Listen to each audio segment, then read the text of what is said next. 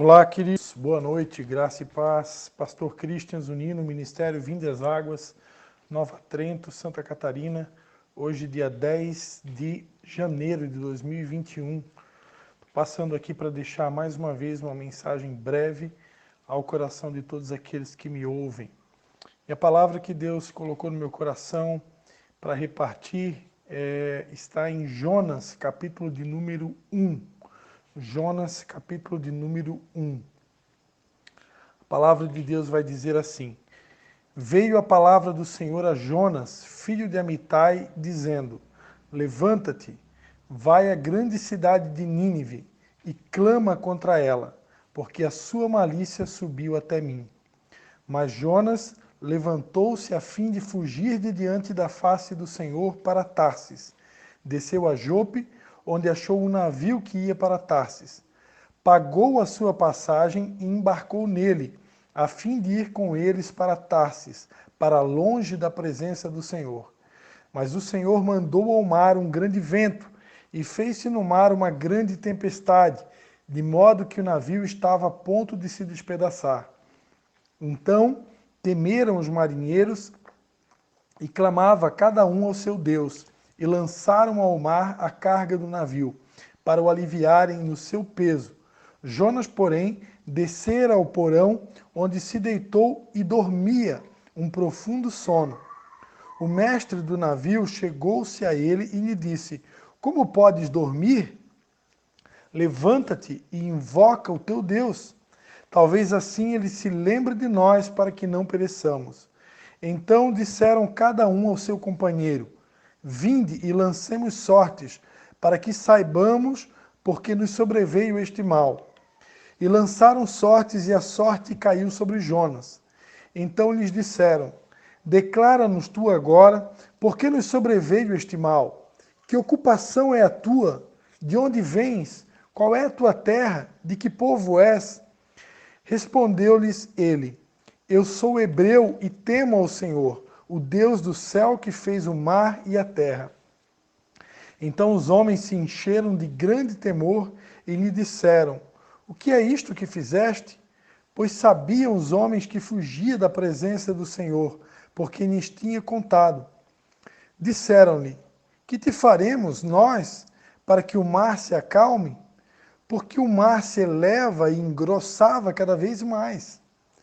Ele lhes disse: Levantai-me e lançai-me ao mar, e o mar se aquietará. Eu sei que por minha causa vos sobreveio esta grande tempestade. Entretanto, os homens remavam, esforçando-se por alcançar a terra, mas não podiam, porque o mar se ia embravecendo cada vez mais contra eles. Então clamaram ao Senhor: Ó Senhor, nós te rogamos, não nos deixe perecer por causa da vida deste homem, e não ponha sobre nós sangue inocente, porque tu, Senhor, fizeste como te aprouve. Então levantaram a Jonas e o lançaram ao mar, e cessou o mar da sua fúria. Temeram, pois, estes homens ao Senhor com grande temor, e ofereceram sacrifícios ao Senhor e fizeram votos. Mas o Senhor deparou um grande peixe para que tragasse a Jonas. E Jonas esteve 3 dias e 3 noites nas entranhas do peixe. Orou Jonas ao Senhor seu Deus das entranhas do peixe, e disse ele: Na minha angústia clamei ao Senhor, e ele me respondeu. Das profundezas da sepultura gritei, e tu ouviste a minha voz. Tu me lançaste no profundo do coração dos mares, e a corrente me cercou. Todas as tuas ondas e as tuas vagas passaram por cima de mim. Eu disse: Banido estou de diante dos teus olhos. Todavia, tornarei a olhar para o teu santo templo. As águas me cercaram até a alma. O abismo me rodeou e as algas se enrolaram na minha cabeça. Eu desci até os fundamentos dos montes. Os ferrolhos da terra correram-se sobre mim para sempre. Mas tu fizeste subir a minha vida da cova, ó Senhor, meu Deus. Quando desfalecia em mim e minha alma, eu me lembrei de ti, ó Senhor, e subiu a ti a minha oração no teu santo templo. Os que se apegam aos ídolos vãos afastam de si a sua própria misericórdia. Mas eu, com um cântico de ações de graças, oferecer-te-ei sacrifício. O que votei, pagarei. Do Senhor vem a salvação. E o Senhor falou ao peixe, e ele vomitou a Jonas. Amados, até aqui, Jonas é um personagem bem conhecido na Bíblia Sagrada. No entanto, ele tem um nome curioso, né? O significado do nome Jonas em hebraico significa pomba ou porta-voz da paz. Enquanto eu fazia essa leitura, na verdade, ainda hoje à noite, Deus colocou muito forte no meu coração essa passagem para estar compartilhando, porque eu entendo que nós estamos vivendo os últimos dias na Terra. Eu creio que nós somos a geração do arrebatamento. Eu creio que todos saberiam que a volta de Jesus Cristo estaria se aproximando por conta dos sinais. Foi o próprio Cristo que nos disse que por conta dos sinais nós saberíamos discernir os tempos, as estações, e nós saberíamos distinguir quando a volta dele estivesse próxima. E por conta disso, amados, por conta disso, nós não temos muito tempo. O Senhor tem pressa, algo que Deus tem ministrado muito forte. Deus tem pressa. Mas como assim Deus tem pressa? Deus não tem o controle de todas as coisas? Sim, Deus tem o controle de tudo e de todos. O Senhor reina sobre todos os reinos. Deus nunca perdeu o controle. Deus nunca perdeu as rédeas. Deus nunca perdeu o comando.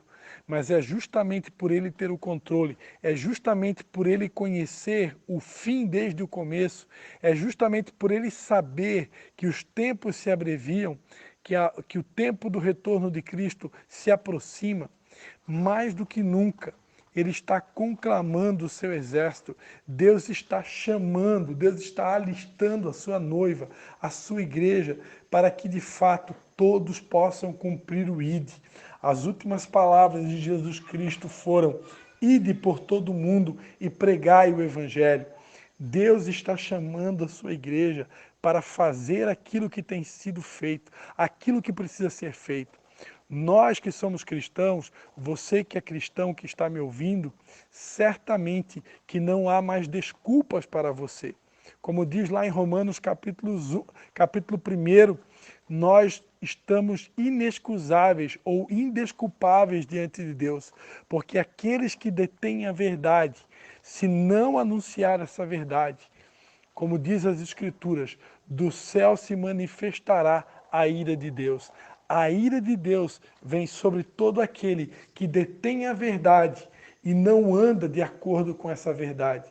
Quando conhecemos a verdade, quando professamos uma fé e não andamos de acordo com a fé que vivenciamos, com a fé que temos, estamos sujeitos à ira de Deus. É bom lembrar que a ira de Deus não está para nós, cristãos, filhos de Deus. A ira está para o ímpio. A ira está para todas as nações e todos os povos que se esquecem de Deus, conforme está escrito no livro de Salmos. No entanto, se conhecemos a verdade e não andarmos de acordo com a verdade que ensinamos, que professamos, estamos também sujeitos às manifestações da ira de Deus. E Jonas foi um exemplo clássico. Jonas foi um exemplo clássico da atuação da justiça de Deus. Deus havia chamado ele para uma missão.